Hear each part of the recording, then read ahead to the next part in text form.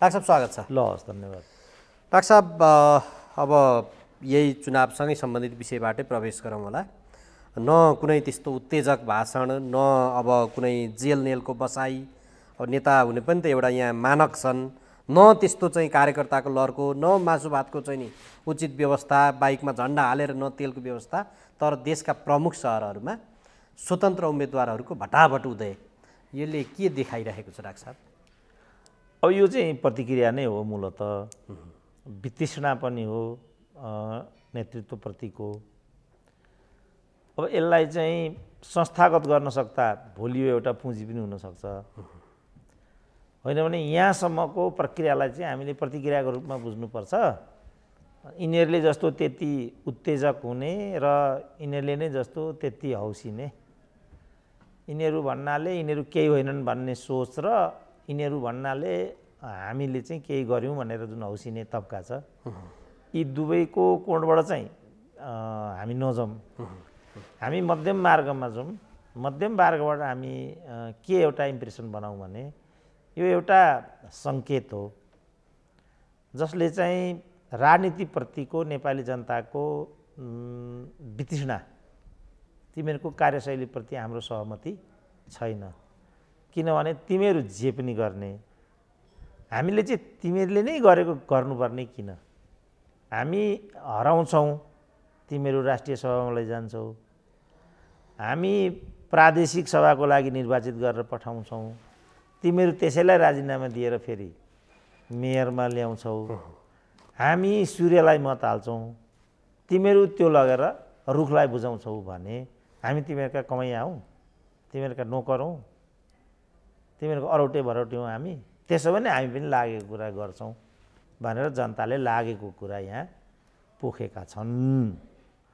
अब पोखेको त फेरि पोखेकै हुन्छ, न त्यसलाई उठाउँदाखेरि पुरानो अवस्थामा उभ्याउन सकिन्छ। तरल हो भने त त्यो मिसयुजै भयो, ठोसै पनि फोहोरी नै भयो। त्यो राजनीतिक दलहरूलाई चाहिँ यस्तो होला भन्ने पनि थिएन होला नि डाक्टर साहब? मलाई त थिएन, राजनीतिक दललाई त के लाग्थ्यो? उनीहरूले त हामीभन्दा अरू कोही छैन भन्दै हिँडेको थिए। प्रचण्डले भनेकै थियो नि, जे गरे पनि नेतृत्व हामी नै हौँ, के विकल्प छ र? खुल्लम खुल्ला भनेको थियो नि उनीहरूले त। तर मैले बालेन शाहको नामै सुनेको थिइनँ। यी अब काठमाडौँबाटै हेर्दाखेरि पनि एउटा मिथक चाहिँ तोडे होइन डाक्टर साहब काठमाडौँले? यहाँ चाहिँ नेवारै हुनुपर्छ अथवा यहाँ हामीले उठाएको मान्छे हुनुपर्छ भन्ने जुन थियो, बालेन शाहले त्यसलाई चाहिँ सर्लक्कै तोडे। किनभने अब उनी जित उन्मुख हुँदै गइसकेका छन्। अनि त्यो पनि मिल्दैन, किनभने काठमाडौँका जनताको विगत त्यस्तो छैन। प्राय बाहिरबाट आएको डेरावालले नै यहाँ तम्बु गाडेको छ, पद्मरत्न हारेका छन्, कीर्तिपुरबाट चाहिँ प्रचण्डले जितेका छन्, मदन भण्डारीले जितेका छन्, विद्या भण्डारीले जितेकी छिन्। के भनेको तपाईँलाई म कुरै बुझ्दिनँ। होइन, एउटा मिथकको रूपमा लिन्थे नि त यहाँ। अब एउटा कम्पेयर नि डाक्टर साहब, जस्तो यो नानी मैया र बालेन गरिन्छ। त्यो नानी मैया मैले त देखेको बुझेको होइन, पढ्दाखेरि चाहिँ उनी चाहिँ त्यो विरोधाभासको प्रतीक अथवा नेगेटिभिटीको चाहिँ प्रतीक थिइन्। बालेनमा चाहिँ एउटा आशाको किरण भन्ने खाले हेरिएको छ। डाक्टर साहबले त त्यो दुवैलाई अनुभूति पनि गर्नुभएको छ, कसरी हेर्नुहुन्छ? अनि त्यो तबकाले आशा राखेको पनि होला, होइन? अब मलाई भन्नुहुन्छ भने म आशा भन्ने शब्द प्रयोग गर्दिनँ, शङ्काको लाभांश दिन चाहन्छु, म त्यति मात्रै भन्नु। स्वतन्त्र उप आशा गर्न सकिँदैन डाक्टर साहब त्यसो हो भने? होइन, सकिन्छ, तर यही समाजबाट आएको प्रवृत्ति त हो नि यो। हामीले देख्यौँ होइन मालविका सुब्बालाई कस्तो भनेर हिँड्थिन्, कहाँ रसिन् त उनी? यस्तो हुन्छ नि त। तर स्वतन्त्र जजसले जिते नि डाक्टर साहब, जस्तो गोपाल हमालदेखि अब भर्खरै यहीँ धरानका उम्मेदवारले पनि उनीहरूको त्यो भाषण अथवा त्यो हेर्ने हो भने पनि, जस्तो धरानकोले तलब भत्ता बाहेक 1 रुपियाँ पनि लिन्न, तलमाथि गर्दिन्न, गरेमा जुत्ताले हानेर यी बरको फेदमा चाहिँ लगेर मलाई बाँध्नु। यतापट्टि गोपाल हमाल उता धनगढीको हेरियो भने पनि सरकारी कामको बाहेक खर्च गर्दिनँ, निःशुल्क सेवा गर्छु, भ्रष्टाचार शून्य गर्छु, 1 रुपियाँ खाए पनि मेरो नासोस् भनेर मैले भगवानमा पुकारा गरेर सबै भनेको छु। बदमासी गरेमा कालो मसो तिमीहरूले दल्नु पर्दैन, म आफै दलेर बरु म सडक हिँड्छु। यसले त यी खानालाई गरेका दलहरूलाई पनि त्यो अर्को खालको चुनौती दियो नि त। होइन, अब यस्तै गर्नु पर्यो नि त बाबु, भन्नु र गर्नुमा त फरक होला नि। मैले कतिचोटि तपाईँसँगै भने कि महत्त्वपूर्ण कुरा व्याख्या विश्लेषण होइन, महत्त्वपूर्ण कुरा दुनियाँको रूपान्तरण हो, परिवर्तन हो नि त। महत्त्वपूर्ण कुरा त्यो हो। कसले के भन्छ महत्त्वको कुरा होइन। माओवादीले जनयुद्धमा के भनेको थियो त? एमाले के भनेको थियो त? काङ्ग्रेसले के भनेर आफूलाई स्थापित गरेको हो त? त्यो अनुसारको एक अंश पनि छ।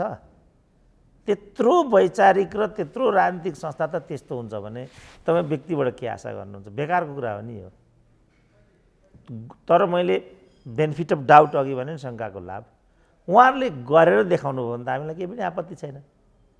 भनेपछि वेट एन्ड सीमै बस्नु। यस, अब के मान्छे भन्ने भयो नि, जस्तो भनौँ न कसैको पनि मैले भने नि अब संयोगले मालविकाको नामले नि हिजो म पल्साको नाम लिन्थेँ होइन। अब तपाईँले पढ्नुभएको भए मालविकाले कति गहिरोसँग आफूले गरेको गल्तीलाई रियलाइज गरेकी छिन् र के भनेकी छिन् उनले भने म सार्वजनिक जीवनबाट पछि हट्छु र आफूलाई सुधार्छु, तल जिरोमा आउँछु भनिरहेछ। कति मान रचिन् त तिनी, ल भन्नुहोस् त। गल्ती त उनले अक्षम्य गरे उनले नै भनेको छ यो क्षमा लायक छैन, म क्षमा लायकै छुइनँ। तर त्योभन्दा पनि महत्त्वपूर्ण कुरा त्यो भन्न सक्नु हो नि त। मान्छेले मैले गल्ती गरेँ बिरलै भन्छ क्या, होइन म ठिक हुँ बेदा बट किन्तु परन्तु लाउँछ, आफूलाई नै देखाउन खोज्छ। त उनीहरूले पनि भोलि गरेर देखायो भने त हामीलाई केही पनि आपत्ति छैन नि। तर कसैले पनि हिजो जनपक्षीय उम्मेदवार भन्ने उठ्थ्यो पञ्चायतका पालामा, निर्वाचन भएको भोलिपल्ट उसले जनपक्ष नै छोडिदियो। सर्वहारा वर्गको अधिनायकत्व भनेर माओवादीले त्यत्रो बलि चढायो। त्यसपछि उसले जसले आफ्ना कार्यकर्तालाई थुन्ने, छेक्ने, कुट्ने, पिट्ने, मार्ने गर्थ्यो उनीलाई नै सांसद बनाएर त्यही कार्यकर्ताहरूबाट ढोक्न लगायो। यस्तो देशमा अनि स्वतन्त्रको नामबाट आएका दुई चार मान्छेबाट तपाईँ के आशा गर्नुहुन्छ अहिले नै? तर भोलि गरे भने त फेरि त्यो बेनिफिट त दिनु पऱ्यो नि त। सबैप्रति एउटा नकारात्मक धारणा राखेर त पार लाग्दैन नि। त्यसकारण हाम्रो शुभकामना छ, तपाईँहरूले गर्नुहोस्, जे गर्छु भनेको छ त्यो गर्नुहोस्। गर्न सक्नु भएन भने मालविकाले जस्तो पन्छिनुहोस्। तर मालविका जति पनि नेपालका राजनीतिज्ञ छन् भन्ने विगत भएन। अब भएन फेरि कहिले पनि हुँदैन, हामीले किन भन्नु पर्यो? भयो भने त त्यो राम्रो चिज हुन्छ। जस्तो केजरीवालले के भन्यो भनेदेखि अरूले मुख्यमन्त्रीको लागि मानिलिउँ 2 अरब खर्च गरेर जहाज किने मुख्यमन्त्री चढ्नको लागि। मैले मुख्यमन्त्री चढ्नको लागि जहाज किनिनँ र त्यसको लागि छुट्याइएको पैसाले दिल्लीका जनतालाई निःशुल्क स्वास्थ्य दिएँ, निःशुल्क शिक्षा दिएँ। यसमा के गल्ती छ भन्यो? लजिकल भयो नि। त त्यस्तरी कसैले केही प्रतिफल दिन्छ भने किन प्रतिफल दिएको त भन्न सकिँदैन होला। तर पाउनु पर्यो नि हामीले। जस्तो अहिलेको यही नेपालको संविधानले शिक्षा ग्यारेन्टी छ, रोजगारीको ग्यारेन्टी छ, स्वास्थ्यको ग्यारेन्टी छ। ल भन्नु त एक चिज पनि पाइन्छ त यहाँ? तपाईँ आफै ग्रेजुएट हुनुहुन्छ, तपाईँको रोजगारीको के ग्यारेन्टी गराएको छ त राज्यले? ल भन्नु। कागजमा त सूची नक्सा पनि ल्यायौँ भनेको छन् यिनीहरूले। महत्त्वपूर्ण कुरा त लिम्पियाधुराबाट, कालापानीबाट विदेशी सेना हटाउने हो नि त, हटेको छ त। यो नै ठुलो प्राप्ति हो भन्छन्। मानिदिउँ त म यो ठुलो प्राप्ति हो? यो ठुलो प्राप्ति हो भने हिजो चाहिँ अनुसूची 3मा यो जो निशाना छाप हो त्यहाँ नेपालको नक्सा हुँदो रहेछ। त्यहाँ चाहिँ माइनस लिम्पियाधुरा त्यो नक्सा बनाइएको छ। कसलाई सोधेर बनाएको त त्यो? त्यसपछि संशोधन भन्ने नाममा उनीहरूले त्यसबाट त्यसलाई हटाए। अझै मैले देख्दा महत्त्वको कुरा छैन त्यो। महत्त्वको कुरा चाहिँ त्यहाँबाट कालापानीबाट विदेशी सेना हटाउने कि नहटाउने। यहाँ पनि त्यही कुरा हो। राजनीतिमा त चुनावको अगाडि त रुसीमा एउटा उखान नै छ, नेताहरूले त्यहाँ पनि पुल हाल्ने कसम खान्छन् अरे चुनावका बेला, जहाँ नदी नै हुँदैन। नदी नै नभएको ठाउँमा अनि पुल हाल्ने कसम खानुको के अर्थ हुन्छ? तर उनीहरूको यो भनाइले जो राजनीतिक दलबाट अब यहाँ, किनभने हिजोको अख्तियार दुरुपयोग अनुसन्धान आयो, यो महालेखाको परीक्षकले सबभन्दा बढी चाहिँ भ्रष्टाचार हुने निकाय तल्लो निकाय भनिरहेको छ, स्थानीय तहका निकायले देखाइराख्दाखेरि यो भ्रष्टाचार हुने त्यो देखाउँदाखेरि र स्वतन्त्रहरूले हामी चाहिँ यो गर्छौँ भनेर बोल्दाखेरि एउटा आशा गर्ने ठाउँ चाहिँ देखिन्छ कि भन्ने कुरो नि होइन होइन तपाईँलाई आशा गर्ने अधिकार छ, म त्यसमा हस्तक्षेप गर्दिनँ। तर नेपाली समाजमा विश्वास गर्ने पङ्क्तिको जन्म भएको छैन, म त्यो विश्वास गर्दिनँ। जस्तो येलो पकौडा र होटल येलो पकौडा र बहादुर भवनको बिचमा 25 मिटरको पनि फरक छैन होला, वारिपारि छन् तिनीहरू। तर त्यहाँबाट यहाँ आएको निर्वाचन आयोगले ट्याक्सी खर्च 1500 उठाएको देखिन्छ रेकर्ड हेर्दाखेरि। मन्त्रीहरूको स्वास्थ्य उपचारमा कति खर्च जान्छ? नेपाल सरकारले विदेशी उपचारको लागि कुनै किसिमको नदिने भनेका छन्, उपचार खर्च विदेशमा नदिने भनिरहेछन्। तर उनीहरूले ती कुनै पनि कुरालाई रोकेका छैनन्। अब हामीले कसरी विश्वास गर्ने त यस्ताहरूको भने? म चाहिँ कुनै पनि कुरा विश्वास गर्न चाहन्न। उनीहरूले भोलि गरे भने मलाई केही पनि भन्नु छैन, उनीहरूले गरून्, म चाहिँ त्यो गरेको हेर्न चाहन्छु। मेरो शुभकामना छ उनीहरूले गरून्। यो अहिले स्वतन्त्रले जुन मतहरू ल्याए यसलाई चाहिँ जनताले छनौटको रूपमा लिने कि राजनीतिक दलहरूको जुन वितृष्णा, अब हुन त यहाँ रामकुमारी झाँक्रीको एउटा भनाइ छ जनताको मन जितेको भन्न मिल्दैन भन्ने उनले भनाइ बोलेकी छिन्, के हो डाक्टर साहब यो चाहिँ अहिलेको यो मत? अब त्यो आफ्नो आफूलाई त्यही त भने नि मैले, आफूलाई लागेको भन्ने हो, भन्न पाइन्छ। अब त्यो मान्छेले के भन्छ भन्ने कुरालाई त्यत्रो महत्त्व दिनुको मेरो विचारमा केही पनि अर्थ बन्दैन। होइन, जनताले दिएको छनौट चाहिँ यो एउटा गुड चोइसको रूपमा हो भनेर भन्न पनि मिलेन, दलहरूप्रतिको वितृष्णाको रूपमा मात्र हेर्न मिल्यो अहिले। म चाहिँ त्यसरी हेर्छु, किनभने यिनीहरू भरलाग्दा मान्छे होइनन् क्या। यिनीहरू र कोटेबल रामकुमारी झाँक्री कोटेबल नेत्री होइनन्। आफ्नो छँदाछँदैको दललाई बर्बाद गरेर कुनै अर्काको दललाई आबाद गराएर मन्त्री हुने र हामीले एमालेलाई चाहिँ समाप्त बनायौँ भन्ने कुरामै गौरव गर्ने मान्छेलाई पनि हामीले उद्धरणमा ल्याउने हो भने त यो त साह्रै तल्लो मेरो विचारमा चेतना हुन्छ। हामी त्यो गल्ती गर्नु हुँदैन। डाक्टर साहब, त्यसो भए म यतापट्टि लाग्छु। जस्तो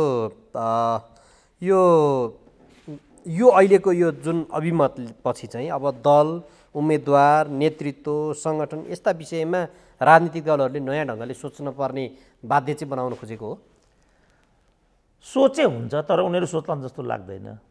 किनभने यिनीहरू गैँडाको छाला हुने, सुध्रिने यिनीहरूको। जस्तो झलनाथले, तपाईँ रामकुमारीको कुरा गर्नुभयो, झलनाथले नै के गरिन् भने राजनीतिमा सबै सम्भावना छ र जे पनि गर्न सकिन्छ, केपी ओलीसँग गठबन्धन अथवा इत्यादि हुनसक्छ। अब यो कुनै मान्छेले बोल्ने भाषा हो यो।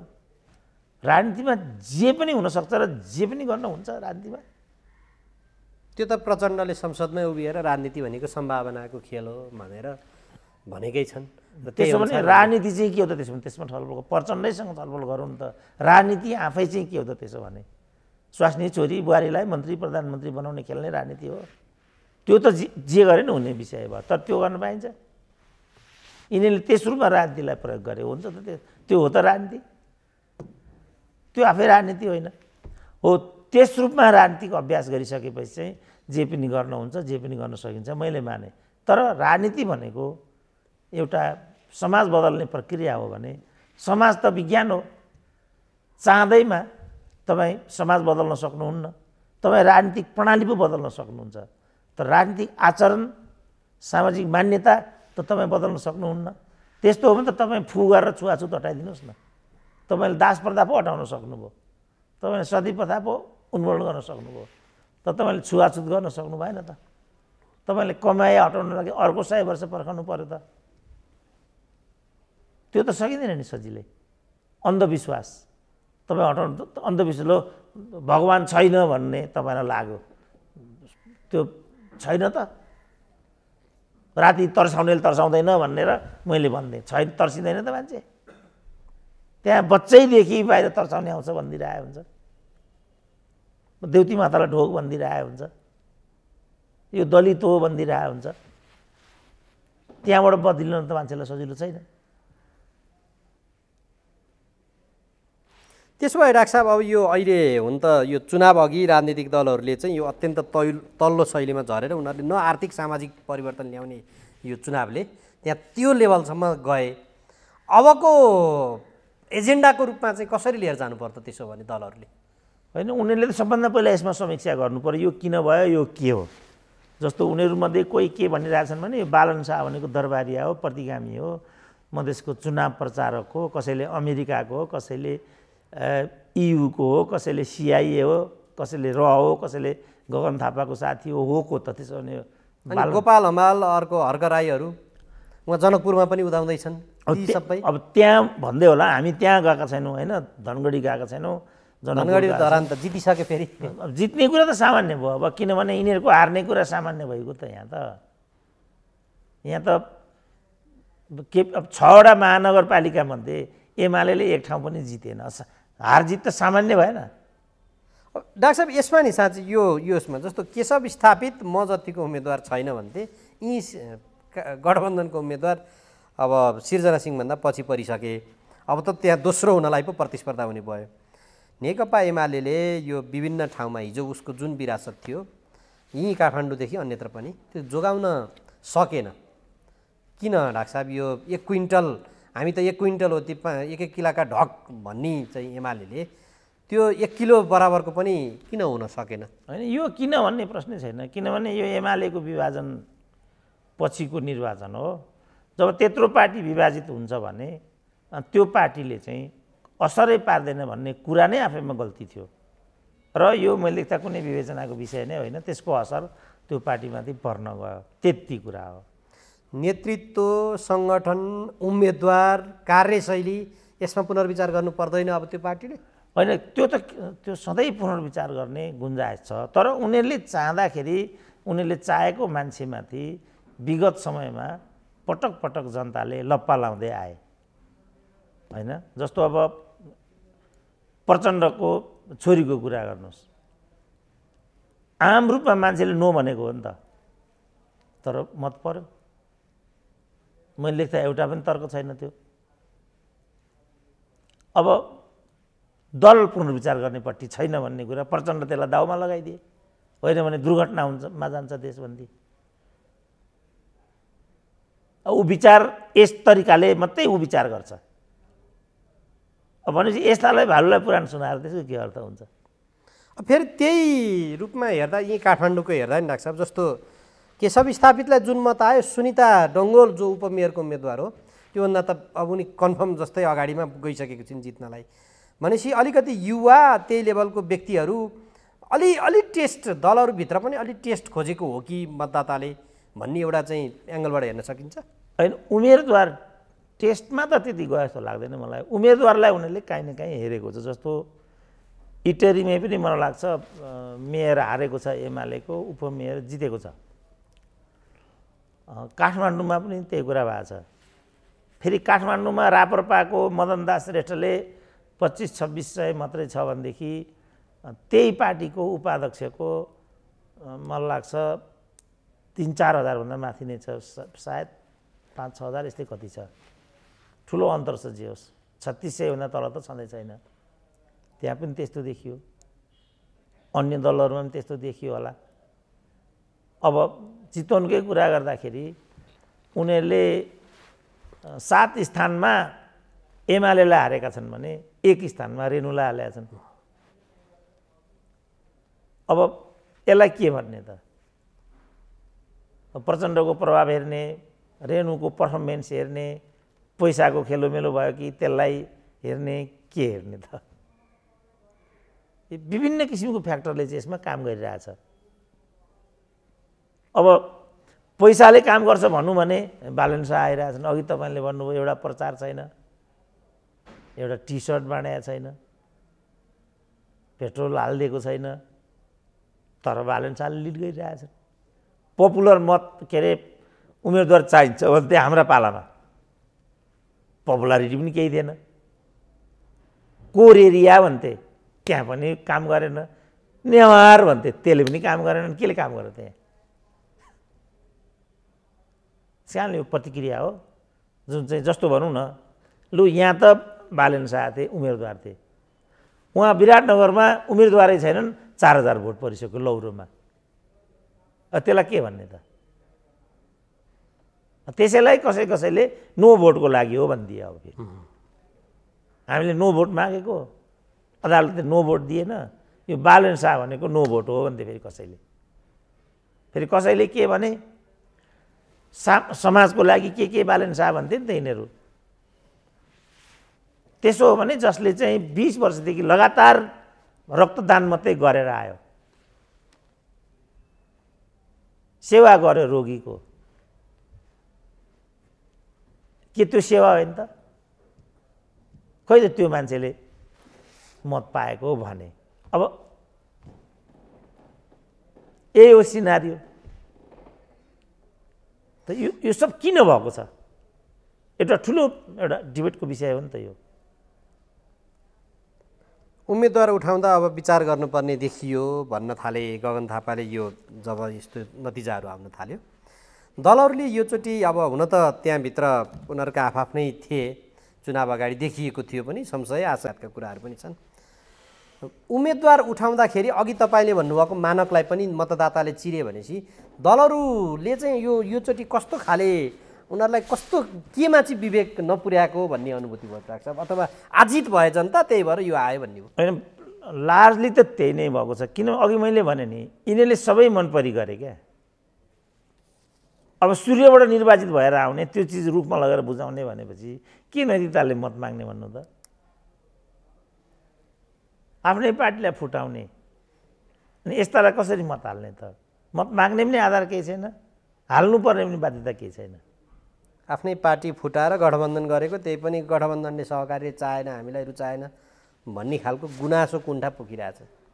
अब त्यसले पनि अक्षरशः काम गरेको हो कि होइन? अब निर्वाचन आयोगको असक्षम भूमिकाको बारेमा पनि कतिले मलाई भने, जस्तो वडा नम्बर 29 त्यहाँ चाहिँ 64-65 मतपत्र चाहिँ दाहिने देब्रे गरिएको छ भन्ने छ र विषय अदालतमा जान्छ भनेर सुनेको छु। महोत्तरीको त तपाईँले पनि सुन्नुभयो होला। एउटा बाकस चाहिँ विजयी बनेर वार्ड अध्यक्ष घर गइसक्यो, घर गइसकेपछि एउटा बाकस चाहिँ गन्न बाँकी रहेछ भन्ने खबर आयो। अब यो त चाहिँ अराजकता, यो त यसलाई के भन्ने तपाईँ? अब यसलाई यो देशको जस्तो धेरै व्यक्तिहरूले यो मत जम्मा 65 पर्यो भनेपछि अब स्थानीयमा त आफ्नै घर गाउँको उम्मेदवार, आफ्नो सरकार, सिंहदरबारको खोसेर गाउँमा ल्याएको भन्ने जुन थियो, त्यसलाई बहुसङ्ख्यक मतदाताले अथवा 80-90% अथवा जति छन् त्यतिले त हाई लेभलले मत हाल्नुपर्ने, त्यो नहाल्दाखेरि चाहिँ यस विषयमा नि अलिकति पुनर्विचार गर्नुपर्ने अवस्थामा छौँ हामी। कुन चाहिँ विषय भन्नुभयो? यो चुनाव प्रणाली र यो मतदाता शिक्षाको विषय। त्यो शिक्षाले मान्छे भन्थे, आम जनताले त्यो गल्ती गर्छन् कि पनि भन्थे। खोइ त त्यो रिपोर्टिङ छैन। बरु सांसदहरूले गल्ती गरेको विगत छ, हामीहरूलाई बरु अप्ठ्यारो भइराखेको छ। जनताले त ठिक ठाउँमा भोट हालेको भन्ने कुरा त काठमाडौँको रुझानले पनि देखाउँछ। त्यो होइन, किनभने एकदमै मतको बारेमा जनताहरू सचेत छन् नेपालका। बरु एमालेको 8औं महाधिवेशन हुँदाखेरि मेसिनबाट चाहिँ मत काउन्टिङ गर्ने कि कसो भन्दाखेरि केपी ओलीले मेसिनबाट गरे पनि हुन्छ भन्थे, माधव कुमार नेपालले हुँदैन भन्थे। अब माधव नेपाल कमर्समा ग्रेजुएट छन्, केपी ओली सामान्य एसएलसी मात्रै छन् भनेपछि पढाइले पनि काम गर्दो रहेनछ। त यो त तपाईँ अब के भन्नुहुन्छ? यसलाई अद्भुत मान्छे बस्ने देश हो क्या हाम्रो। अब यो स्वतन्त्रहरूको उदयसँगै कतिपयले जस्तो यहीँ भारतमा पनि स्वतन्त्र कम्तीमा स्थानीयको चुनाव चाहिँ स्वतन्त्र उम्मेदवारहरूबाट मात्रै भइरहेको भन्ने छ र अरू देशहरूमा नि यो अभ्यास छ, त्यसकारण नेपालका लागि उपयुक्त यो नै हुन्छ भन्ने खालको आवाज पनि उठाइरहेका छन्। के आगामी दिनमा त्यो दिशामा बहस लिएर जानुपर्ने अवस्था आएको छ डाक्टर साहब? होइन, म त अब प्रणाली भन्दा पनि आचरण र संस्कारमा जान चाहन्छु। म आफू चाहिँ जुनसुकै प्रणाली भए पनि तपाईँले त्यो प्रति इमान्दारिता देखाउनु भएन भने, अब चितवनमा त्यही भएको भनेर म सुन्छु, यसो गर्ने यस्तो गर्ने रेणुको भनिदिने अरे उतैबाट सब लाजारी प्रकट गरिदिने। अब यो यसमा प्रणालीले कहाँ असर गरेको छ त? यो त आचरण संस्कारको कुरा भयो। मैले धेरै समयदेखि भनिआएको कुरा के भने, यो वेस्ट मिनिस्टर सिस्टम भनेको चाहिँ यो आचार र विचारमा, मोरल एन्ड इथिक्समा चल्ने सिस्टम हो यो। जस्तो अघि मैले भने नि यो मालविकावाला प्रकरण नै, त्यो ब्युटी कन्टेस्ट सक्सेस पार्टी, ठुलो होटल, ग्ल्यामरको दुनियाँ, त्यसमा प्रब्लम हो कि जे विकृति विसङ्गति त्यहाँ आयो त्यसमा चाहिँ प्रब्लम हो? त्यसले यो जन्माएको हो कि तिनीहरूले यसलाई यस्तो बनाएका हुन्? के हो कुरा? अब खास त तिनीहरूले चाहिँ यस्तो बनाएका हुन्, तर अब देख्दा त त्यो समग्र त्यो ब्युटी कन्टेस्ट नै गलत हो भन्ने सेन्समा गइरहेछ विषयवस्तु चाहिँ। तर अब त्यस्ता काममा कोही व्यक्ति अपराधिक काम गर्न निक्लेलान्, त्यसमा हामी इन्ट्री गर्छौँ। डाक्टर साहब, यो चुनाव प्रणालीमा अलिकति यसलाई टुङ्गाइहालौँ।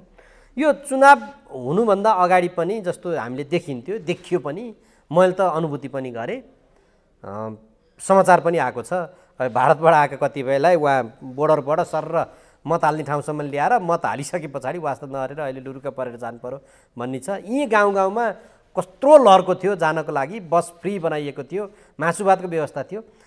यो चुनाव प्रणालीमा अब समीक्षा गर्नुपर्ने विषय भएन डाक्टर साहब, किन मतदाता पनि त्यो पायो भने चाहिँ जाने, अनि उम्मेदवार पनि त्यसमा चाहिँ खर्च गर्नै पर्छ भन्ने हुने, अनि त्यसरी खर्च गएको उम्मेदवारले कसरी काम गर्छ भन्ने खालको पनि त प्रश्न उठेका छन् नि त। अनि टिकटमा किनबेच गर्नुभयो, दल बदलु गर्नुभयो, मन्त्री पद किनबेच गर्नुभयो, राजदूत किनबेच गर्नुभयो, त्यसको हिसाब हुँदैन? मलाई एकजना नुवाकोटको भाइ, मैले अन्त पनि बोलिसकेँ, वार्ड समितिमा उठ्न खोजेको, मसँग चाहिँ 20 लाख रुपियाँ दिए भन्यो भने म जन्मजात नेविसँगबाट जन्मेँ, यो उमेरमा आएँ, काङ्ग्रेस पार्टीको सेवाभन्दा अर्को केही पनि गरिनँ। अब वार्डको एउटा टिकट दिए भन्दा मसँग 20 लाख दिए भन्छ भने बालेनले जित्नु ठिक छ डाक्टर साहब, त्यो लाइटमा बोलिदिनु होला। अब तपाईँ कोबाट यसलाई सुधार्नुहुन्छ ल मलाई भन्नुहोस्? त्यस कारण तपाईँले आचरणमा तपाईँको जिम्मेवारीमा तपाईँले, मैले त्यो मालविका सुब्बाको नाम पटक पटक लिनुको कारण के भने अत्यन्तै राम्रो उनले चाहिँ स्ट्याटस राखेकी छिन् त्यहाँ, र त्यहाँ उनले एउटा पनि जस्टिफिकेसनको कुरा गरेको छैन। मैले जो सामाजिक दायित्व गर्नुपर्ने म त्यहाँ चुत भएँ, मैले जति भने पनि तपाईँहरूले मलाई पत्याउनुहुन्न, किनभने मेरो भूमिका गलत छ। त्यस कारण म जिरोमा जान चाहन्छु, जिरोबाट उठ्न चाहन्छु। मलाई सेम्पेदी भयो, मैले त्यो पीडितको पनि सुने, यो पनि पढेँ। पीडितले भनिरहेको कतिपय कुरामा बरु मलाई क्वेसन उठाउनु मन पर्यो। एउटै कारणले क्वेसन उठाउनु उपयुक्त हुँदैन, किनभने सबैभन्दा पीडित हुनु नि। तर मालविकीको स्ट्याटसले मेरो एकदम मन छोयो। रियलाइज अहिले भने तपाईँले गल्ती गर्नु भने देन एन्ड देयर रियलाइज गर्नु सबभन्दा राम्रो हुन्छ। जबरजस्ती गर्नुभयो भने तपाईँ नाङ्गिने कुरा मात्रै हुन्छ। अब यहाँ आउँ तपाईँ भएको ठाउँमा, यो प्रणालीको समस्या हो कि आचरणको समस्या हो, त्यसमा डिबेट गरौँ। मैले देख्दा यो प्रणालीको समस्या होइन, यो आचरण संस्कारको समस्या। जस्तो पञ्चायत निरङ्कुश व्यवस्था थियो, एक थरी साथीहरू जनपक्षीय उम्मेदवार भनेर गाउँ गाउँबाट भिडे, राष्ट्रिय पञ्चायतमा पनि छिरे। त्यो फोरमलाई पनि देश र जनताको पक्षमा, लोकतन्त्रको पक्षमा पार्ने त्यो कुरा सोचे। त्यो कुरा सोच्नलाई त त्यसले केही पनि व्यवधान गरेन, कमसेकम त्यो कुरालाई एक्सपोज गराइयो। पञ्चायत डेमोक्रेटिक सिस्टम होइन भन्ने कुरा उसकै मञ्चमा गएर चाहिँ भनियो। त त्यही चिजलाई तपाईँले देश र जनताको पक्षमा पारे भइगयो। यो चिज प्रतिकूल छ भने, जस्तो जनताले चाह्यो भने त बालन शाह पनि जिताउन सक्दो रहेछ, त्यहाँ पनि गलत उमेरलाई नो भनिदिउँ न, भइहाल्यो नि। त्यस कारण मैले अस्ति नै भनेको के थियो भनेदेखि तुलनात्मक राम्रो र असल उम्मेदवारलाई हामी मतदान गरौँ। त्यो गर्दाखेरि आफ्नो पार्टी पनि नभनौँ। म माओवादी छु, मेरो क्षेत्रमा चाहिँ काङ्ग्रेस छ, तपाईँ काङ्ग्रेस हुनुहुन्छ, तपाईँको क्षेत्रमा एमाले छ, तपाईँ निर्मम भएर मत हालिदिनुहोस्। यो मैले वर्षौँदेखि काङ्ग्रेसलाई हालेँ, एमालेलाई हालेँ, त्यसको केही पनि अर्थ भएन। बरु यहाँबाट हुन्छ कि भनेर तुलनात्मक राम्रो है, एब्सोल्युट भन्ने त केही पनि हुँदैन। सकिँदो रहेछ नि त। अब बालन शाह आए होइन, जनताले त गरेको, त बालन शाहले गरेर देखाए त भइगयो नि त। तपाईँलाई त गरेनन् भने त्यसपछि जनता अझ निराश हुन्छन्। त्यो चाहिँ मैले देख्दा सबैभन्दा घातक कुरा हुन्छ भन्ने मेरो अहिलेको व्याख्या छ। अब हेर्दै जाउँ के हुँदै जाने हो, भोलि के गर्ने हुन् कसैले, त्यो अनुसारको हामी राय बनाउँदै व्यक्त गर्दै जाउँला। मेरो विचारमा त्यो सबभन्दा उपयुक्त हुन्छ। हुन्छ डाक्टर साहब, अब यहाँ अभिव्यक्ति अघि जुन चर्चा पनि गरियो, बालेनका पनि आफ्नै कुराहरू छन्, बालेन नै सकथोक भन्ने खालका कुराहरू पनि नाराबाजीमा सुनिन्छ, भोलिका दिनमा त्यो देखिएला। अब यतापट्टि हेरौँ, जस्तो अघि डाक्टर साहबले उठाउनु भएको यही जो युवतीले त्यो सार्वजनिक गरिन्। सरकारले छानबिन समिति पनि गठन गरिसकेको छ। तर अब यहाँ समाजमा यो आवाज सर्वत्र उठाउनै पर्ने हुन्छ। यो कम्तीमा नि हदम्याद चाहिँ बाधक बन्यो। त्यो जो करतुत गर्ने व्यक्ति छ त्यो व्यक्ति त्यो कसुरदारलाई अब कम्तीमा पनि उसलाई कानुनी रूपमा उभ्याउनलाई पनि बाधक बन्यो, हदम्याद भन्ने छ। अब मिडिया हो, मिडिया अब यत्रो जनता त जागेका छन् भने हामीले पनि आवाज उठाउनुपर्छ। डाक्टर साहबको आवाज त समाजले सुनिरहेको छ। के गर्ने डाक्टर साहब यसमा चाहिँ? हदम्याद बाधक बन्यो त्यो पीडित भनेको युवतीलाई न्याय दिलाउनलाई, उनलाई न्याय कसरी दिलाउने, के गर्नुपर्छ होला? अनि पल्सामा चाहिँ फेरि कसरी हदम्याद भएन त? 1 वर्षभित्र भन्ने छ, त्यो 1 वर्ष पुरा भएन नि त त्यहाँ त। अब 1 वर्ष त कागजी घोडा नहोला, यो सबै आशय हो। मैले पटक पटक पल्साको कुरा किन उठाउँथेँ भने यस्तो हुन्छ भन्ने मलाई थाहा थियो। किनभने समाज त यही हो, आपराधिक मनोवृत्ति हावी छ र यस्तो खालको घटनाहरू धेरैजसो नाताभित्र नै हुने गर्छ भन्ने छ। धेरैजसो केसमा चाहिँ नाताभित्र नै यस्ता अपराधहरू हुन्छन् भन्ने छ। यो हदम्याद कुनै देशको कानुन त के संविधानले पनि यो व्यवधान गर्ने विषयवस्तु होइन यो। अब तपाईँ हेर्नुहोस् नेपाली समाज कस्तो छ। पल्साको केसमा मुख्यतः सेलिब्रिटीहरू एगेन्स्टमा छ। यहाँ मुख्यतः सेलिब्रिटीहरू विज्ञप्ति निकालेर हिँडिरहेछन्। कस्तो छ हाम्रो समाज, ल हेर्नु त। यस्तो केसमा पनि डिबेट गर्छन्। यो त पल्साको भन्दा त 1000 गुणा ठुलो क्राइम हो नि यो त। एउटी बच्चीलाई ब्युटी कन्टेस्टको नाममा, सक्सेस पार्टीको नाममा 5 स्टार होटलमा लगेर होटलको वेटरद्वारा लट्ठ बनाइएर भररात रेप गरिएको छ। तपाईँलाई यस्तो कुरालाई पनि हदम्यादले रोक्छ? के हो यो हदम्याद भने? यो 18 वर्ष भने के हो? जबकि 14 वर्षमा महिलाहरू सुत्केरी हुन्छन्। 18 वर्षमा त 3टा बच्चा पाएर डिभोर्स भएको भन्ने केस मैले पढिरहेको थिएँ अस्ति पत्रिकामा। कसले लेखेको हो यो? यो 18 वर्ष लेख्ने को हो? यो बर्बर र जङ्गली मुलुकको लागि चाहिँ प्रयुक्त यो कानुन हो। यो मुलुकमा, नेपालमा यो प्रयुक्त हुने यो धारै होइन। यो कसले लेखेको? यो बर्बर मुलुकमै पर्दैन। यहाँ त युरोपको भन्दा सिनियर कानुन छ। यहाँ त न्याय विकासिनी, तपाईँ लको ग्रेजुएट होइन तपाईँ? न्याय विकासिनी भनेको जयस्थिति मल्लको पालाको कानुन होइन? त्यहाँदेखि हामी चाहिँ लिखित कानुनमा छौँ। विक्रम सम्वत 1903 को त जङ्गबहादुरले बनाएको मुलुकी होइन त, नेपोलियनको फ्रेन्च कोडबाट चाहिँ प्रभावित भएर अनि मनुस्मृति र हिन्दू धर्मशास्त्रको आधारमा चाहिँ तयार बनाएको कानुनी राज्य लिएर हामीहरू हाम्रो अभ्यास पो गलत भयो।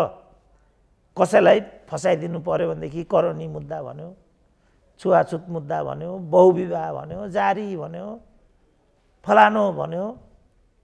तर यही भित्र पनि ठुलाले एउटी दोडी स्वाइन ल्यायो भने कानुन लाग्छ त? ठुलो जेलमा जानुपर्छ। बालवटार खानेहरू कारबाहीको दायरामा आउँछन्। व्हाइट बडीको भ्रष्टाचारी कारबाही हुन्छ। सुनकाण्ड कारबाहीमा आउँछ। त्यो चाहिँ समस्या हो। यो त्यस्तै हो। यो जसले तपाईँले भने जस्तो कुरा गर्छ उसका छोरी छैनन्? हदम्याद भनेर बक्साउन मिल्छ त्यहाँ? अब जो पीडक हो त्यो पीडकले त उल्टो प्रमाण डिलेट भइसकेको मलाई चाहिँ यो भएको भनेर यहाँ अरू कुनै उसमा पो वकिलसँग सल्लाह गर्दैछ अरे कि कुन केसमा उल्टो यो पीडित भनेको युवतीलाई फसाउने भनेर। त्यही त वकिल भन्नेको त कामै यही हो नि त। उसले त के गर्छ भने जो उसको क्लाइन्ट हो त्यसको जस्टिफिकेसनको लागि उसले कानुनका सबै धाराहरूलाई चाहिँ व्याख्या गरिदिन्छ। वकिल भनेको त्यही होइन। डाक्टरले यो बिरामीलाई हेर्छु ऊ बिरामीलाई हेर्छु भन्ने कुरा नै आउँदैन फेरि।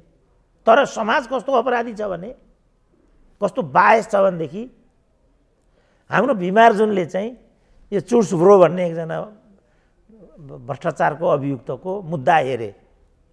किन हेरेको भ्रष्टको मुद्दा भनेर त्यहाँबाट पछाडि लागेको भिमार्जुनलाई नै असान्दर्भिक बनाइदिने यस्तो गरे। कतिपय अरू साथीहरूको पनि यस किसिमका कतिपय विषयहरू थिए, तर म उनीहरूको नाम लिन छोडेको छु, किनभने उनीहरूको नाम लिनु भनेको चाहिँ त्यो विषयलाई फेरि समाजमा लैजाने षड्यन्त्र हो भनेर बुझ्दा रहेछन्।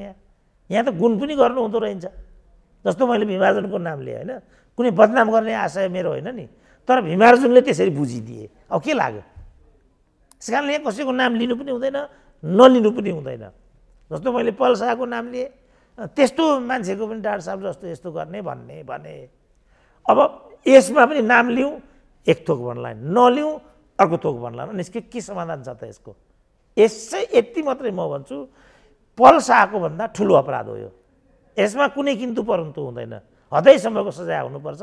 कुनै संविधानको धाराले यो कुरालाई रोक्नुको केही पनि अर्थ छैन। अब तपाईँ कानुनकै कुरा गर्नुहुन्छ भने त पल शाहको प्रकरणमा यो म बहकाउ माएर गरेको हुँ त भनिसकिन् त उनले, अनि पल शाह त्यसो भने किन जेलमा छन्? भनिसकिन् जसले गरेको म बहकाउ माएर गरेको हुँ, यो साजिस हो, पल शाहले यो सब केही गरेकै छैन। तपाईँले अघि भन्नु होइन बलात्कार गरेकै हो, फलानु 2 वर्ष पुगेको छैन के जाति भन्नुभयो नि त, अनि यो यहीँबाट बुझिहाल्यो नि यो के हो भनेर।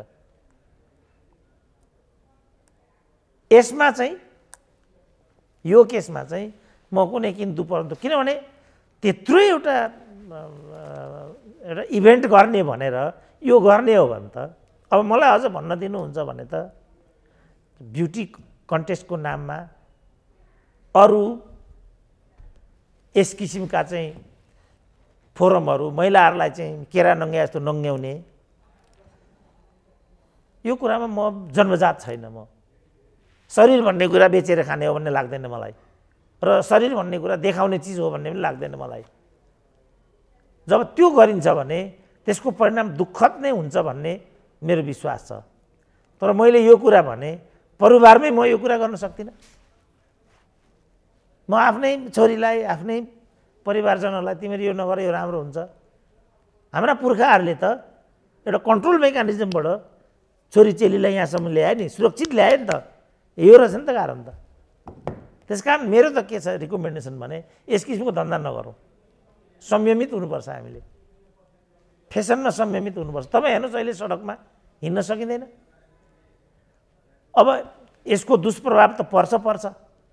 अब महिला अधिकार कर्मीहरू के भन्छन्, माई बडी माई चोइस। तपाईँहरू हामीलाई नहेर्नुहोस् कुरा सिद्धियो। तपाईँलाई हेर्नु नहेर्नु भन्ने कुरा पनि मान्छेको बसमा हुने कुरा हो, त्यो त नेचर हो। नेचरलाई तपाईँ चुनौती दिनै सक्नुहुन्न। यो त उही के यो ब्रह्मचार्यको कुरा गर्ने, अनि के बाबा अरे उताको सुनसरीको कृष्णदासले मानेन, अहिले जिल्ला अदालतमा नभएर फेरि उल्टाइदियो नि, नाम बिर्सिए जे ती बाबालाई एउटा केस लागेको छ। पार लाग्छ त? खोइ त, त्यो हुनै नहुने कुरा हो। त्यो ब्रह्मचर्य भन्ने हुनै सक्दैन। त्यो प्रकृतिको विरुद्ध हो। त्यो त इन्डियामा आसाराम बापुको पनि ठुलै आएको थियो। कुनै बापु भन्नुहोस् न, कुनै बापु, त्यो हुने कुरै होइन त्यो। अब यो त्यसो भए त डाक्टर साहब यो यस्ता यो प्रतियोगिता गरेर यो खालको काम गर्नु नै बेकार हो कि यो अब फेरि त्यस्ता प्रतियोगितामा भाग लिने, अब अघि तपाईँले भन्नुभयो जस्तै हामी हाम्रो हिडन ट्यालेन्ट एक्सपोज गर्न गएको भन्छन्, अनि छोटा छोटा वस्त्र लाएर उफ्रिरहेको हुन्छन्। जति तपाईँले भन्नुभयो म अझ संयमित भएँ, त्यति पनि भन्न दिँदैनन् उनीहरू। मैले त अझ त्यसमा पनि म त तर्किएँ। अब माई बडी माई चोइस, छोटो लाउँ लामो लाउँ, नहेर्नुहोस् न, अरे यसको के उपाय छ? अब अहिले हेर्नुहोस्, अहिले चाहिँ तपाईँको यस किसिमको गतिविधिमा संलग्नहरूले विज्ञप्ति नै जारी गरे नि। अनि पल शाहको केसमा, पल शाहको त लिभिङ टुगेदर हो। मापदण्ड दोहोरो कसरी हुन्छ? अब अरू कतिपयको नाम पनि म लिन्थेँ, डाक्टर साहब अब सुरक्षाको प्रश्न आउँछ, नाम नलिनु राम्रो हुन्छ मलाई पो धम्काउँछन् उल्टै। के हार्ने हो? अब यो कानुन हुन त समाजका हामी जस्तै व्यक्तिले बनाउने होला डाक्टर साहब। यी विधायकहरू हामीले चुनेका व्यक्तिहरू हुन्। अब यस्तो यो हदम्याद नराख्दाखेरि पनि के भन्छन् भने त्यसो नगर्दाखेरि त कतिपय अवस्थामा त्यत्तिकै आक्षेप लगाइदिने पनि हुन्छ, त्यसले चाहिँ रुमल्ली राख्ने बनाइदिने पनि हुन्छ, कतिपय नियत बस त्यस्तो राख्ने पनि हुन्छन् भन्ने खालको कुरा गर्छन् डाक्टर साहब उनीहरू। होइन, त्यसमा मेरो केही भन्नु छैन। महत्त्वपूर्ण कुरा यही केसमा आफ्नो छोरी पर्यो भने, आफ्नो छोरो पर्यो, पल्सा आफ्नो छोरो रहेछ भने उहाँहरू के भन्नुहुन्छ त? मलाई त्यति मात्रै भन्नु छ। त्यस कारण यसमा किन्तु परन्तु होइन। यो झुट हो भने त्यो झुट फरेप लगाउने अधिकार पीडितलाई छैन। वास्तविक हो भने छोरीचेलीमाथि यो हुनु हुँदैन। यसमा कुनै किन्तु परन्तुको केही पनि गुन्जाइस छैन। इमिडिएट र कडा कारबाही हुनुपर्छ। मैले त भनेकै छु, डाक्टर दिसीले पनि भन्नुभयो अस्ति फाँसी नै हुनुपर्छ यसमा भनेर। मैले चाहिँ यस्तो केसमा मैले अझ के भने, यो चाहिँ हाम्रो निर्मला पन्तको केसमा मैले के भने मेरो कुरा मान्नुहुन्छ भने त बलात्कारीलाई फाँसीभन्दा तल सजाय नै हुन सक्दैन। यत्रो प्राडा भएर फाँसीको चाहिँ कानुनी व्यवस्था नै हाम्रो देशले हटाइसकेको छ। फाँसीको कुरा गर्ने भन्दै मैले इमिडिएट पछि हटिहालेँ। अब खन्निहाल्छन्। होइन, खन्निने एउटा विषय होला डाक्टर साहब, खन्निने स्वार्थले पनि खनिन्छन्, खन्निने अरूबाट परिचालित पनि हुन्छ। तर के भने समाजको आवश्यकता के हो र यही पीडितले न्याय पाउने आधार के हो, त्यसमा त हामीले बोल्नै पर्यो नि डाक्टर साहब, आवाज त दिनै पर्यो। यदि यसमा त मैले भनिहालेँ, हदैसम्मको कारबाही, no but no if, finish. अब भोलिको लागि 20 वर्षभन्दा मुनिको बच्चीहरूलाई यस्तो धन्दामा जाने प्रतिबन्ध गरिदिउँ, फिनिस। यो सही सोलुसन पनि आयो डाक्टर साहब। अब सम्बन्धित निकायले यसमा ध्यान दिनु पर्ला। अब म अन्तिममा छु डाक्टर साहब। अमेरिकन उपमन्त्रीको नेपाल भ्रमण, उनी तिब्बतियन क्याम्पमा पनि गएको छिन्। हुन त उनी अब तिब्बत हेर्ने मामिला नै भनिएको छ। अब यसै पनि नेपालको कूटनीति खस्किँदो छ। यो घटनाक्रमले चीन अझै बढी यसै त सशङ्कित छ, त्यहाँ झन् सशङ्कित हुने अवस्था आउला कि नआउला डाक्टर साहब, अथवा के देख्नु त होला? तर त्यसको केही अर्थ छैन, किनभने चीनको श्रीलङ्का नीति, पाकिस्तान नीति, नेपाल नीति असफल छ। यो दोष अमेरिकालाई जाँदैन। उसले चाहिँ व्यवस्थित विदेश नीति अवलम्बन गर्नुपर्छ, होइन भने आफ्नो सीमामा बस्नुपर्छ। अब यहाँ बनाएकै छ भने श्रीलङ्कालाई चीनकै कारणले त्यो अवस्थामा पुग्नतर्फ उद्धत गराइयो भन्ने छ। अब यही कुरा पाकिस्तानको इमरान खान गए। अब नेपालको त मै भन्छु चीन नीति चाहिँ असफल छ, उत्तरी नाकाहरू बन्दित छन्। सँगसँगै म यो पनि भन्छु, नेपालीहरूले यस्तो गर्छन् भनेरै उसले त्यो नाकाबन्दी कडा बनाएको हो। म आफै यो कुरा मान्छु, तर त्यो समाधान होइन। अन्तर्राष्ट्रिय कानुनले पनि हामीलाई पहुँच दिनुपर्छ। अझ खड्ग ओलीको पालामा 10 वटा त समझदारी भएको भन्ने छ। हाम्रो चाहिँ इन्डिया लक चाहिँ खड्ग ओलीले चाहिँ भङ्ग गरे भन्ने छ।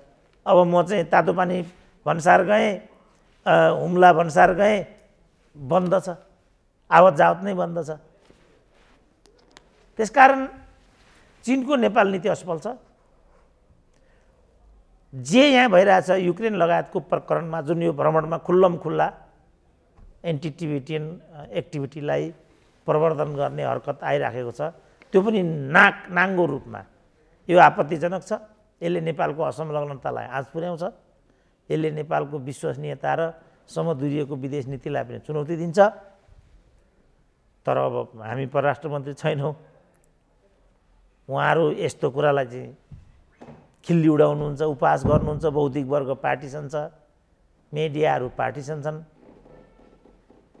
अब हाम्रो आवाजले भ्याउँदैन। यो बिचरा सानो मिडियाबाट हामी आफ्नो आवाज दिइरहेको हुन्छौँ। कार्टेलिङ छ मिडियामा, टिभीमा उनीहरूले भनेको भन्दा अरूको अन्तर्वार्ता बज्दैन, पत्र पत्रिकामा उनीहरूले भनेको भन्दा अरूको लेख छापिँदैन। हामी के गर्न सक्छौँ? लाचार छौँ हामीहरू। यति हो हामीले दिन सक्ने आवाज दिइराखेका छौँ। धन्न सौभाग्यले प्रविधिको विकासको कारणले गर्दा, यो सिस्टमले गर्दाखेरि अब यिनीहरूको हातमा केही पनि रहेन। बरु यिनीहरूको कुरा कम मान्छेले सुन्दा हुन्, हाम्रा आवाजहरू बढी मान्छेले सुन्छन्। अब यो आवाजबाट एउटा धारणा बनाऊ, राज्य एकपक्षीय भएर गएको छ, राज्यको असंलग्नताको अन्त्य भएको छ, राज्य सार्कलाई चाहिँ सार्कप्रति उदासीन भएर बिमस्टिकको पक्षमा गएको छ। जनताहरू सुनिराखौँ, हाम्रो लागि शासकहरूले गलत गरिरहेछन्। यो चाहिँ सबैले कान ठाडो पारेर सुनिराखौँ, सुन्नु पर्यो। बाँकी हाम्रो हातमा केही पनि छैन। हुन्छ डाक्टर साहब, विचार र समयको लागि म यहाँलाई धन्यवाद र आभार व्यक्त गर्छु। ल हस्, धन्यवाद।